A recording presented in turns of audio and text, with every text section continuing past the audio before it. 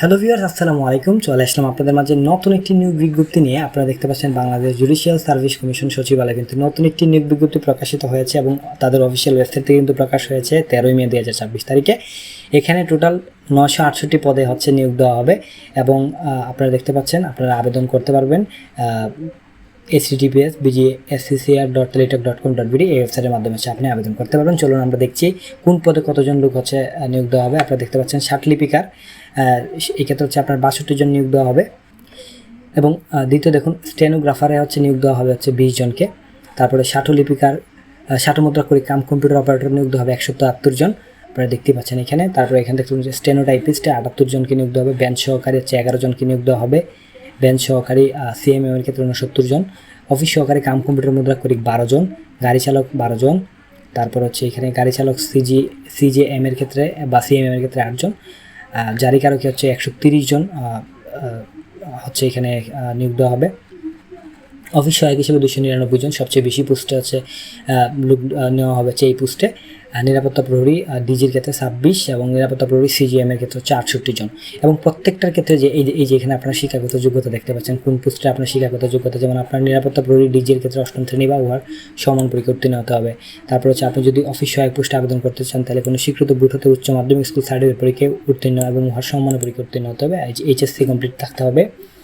তো এখানে অনেকেই সিজেএম বা সিএমএম অথবা ডিজি এই বিষয়টা বুঝতেছেন না। এটা হচ্ছে যে আপনি যদি মানে জেলা জজ এবং অধস্তন আদালত বা ট্রাইব্যুনাল সময় আবেদনের ক্ষেত্রে আপনি ডিজে সিলেক্ট করে দিবেন, ডিজে যে অপশনটাতে সেটা সিলেক্ট করবেন। আর আপনি যদি চিফ জুডিশিয়াল ম্যাজিস্ট্রেট আদালত বা চিফ মেট্রোপলিটন ম্যাজিস্ট্রেট আদালতের ক্ষেত্রে আবেদন করেন তাহলে সিজেএম অথবা সিএমএম অপশনটা হচ্ছে আপনি সিলেক্ট করবেন, ঠিক আছে।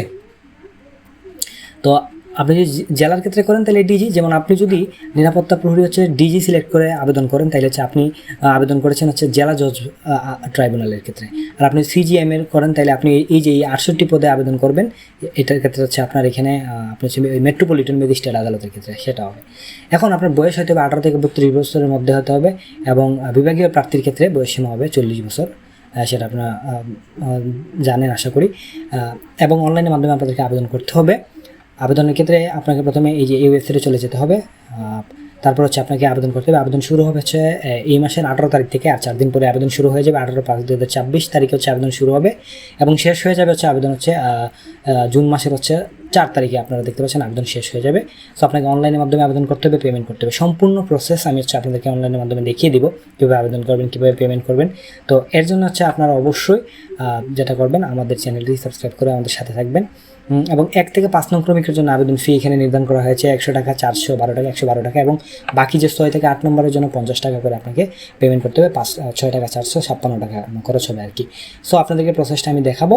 আপনারা হচ্ছে এখানে সার্কুলারটি সুন্দরভাবে রয়েছে, আপনারা একটু পড়ে নেবেন সুন্দরভাবে এবং আপনার যে পোস্টে আবেদন করবেন সেই পোস্টের ক্ষেত্রে কী কী শিক্ষাগত যোগ্যতা লাগবে সেটা হচ্ছে আপনি এখানে দেখতে পাচ্ছেন।